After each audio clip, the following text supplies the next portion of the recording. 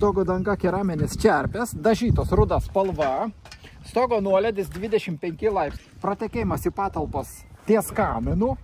Ant gipskartono, ant apdailos matosi drėgmės dėmė. Kamino sijonas padarytas iš sandarinimo juostų, kaip papuolė, prilipdyta visaip. Štaigi čia matosi, kad stovi vanduo, štai.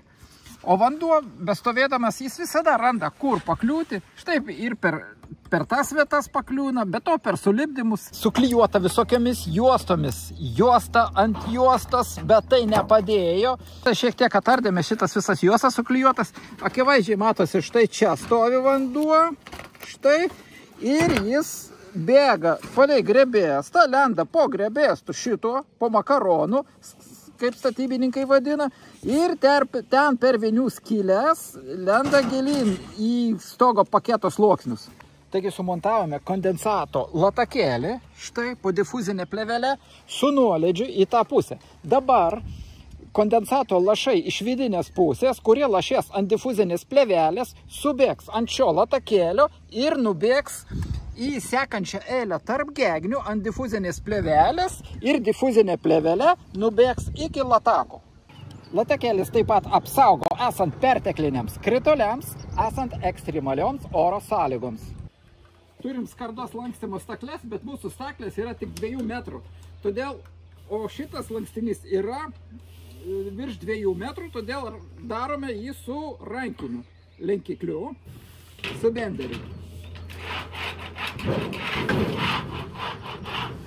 Kaminų detalės sujungiame jungtimis falcais, o kampus neįkerpam, o sujungiam, suvedame į voką. Tekėjimą. Vanduo įpiltas ir iš apačios niekas nebėga. Demonstruojam naują kamino sijoną, kaip jis veikia, kaip atlaiko vandenį. Štai, jeigu vanduo bėga, sakykime, nuo kraigo, tarkim, iki kamino, čia yra skarda užkelta apie 10 cm, jinai prie kamino tikrai nepaklius, vanduo nubėga į šonus, štai, ir čerpėmis nubėga į lataką.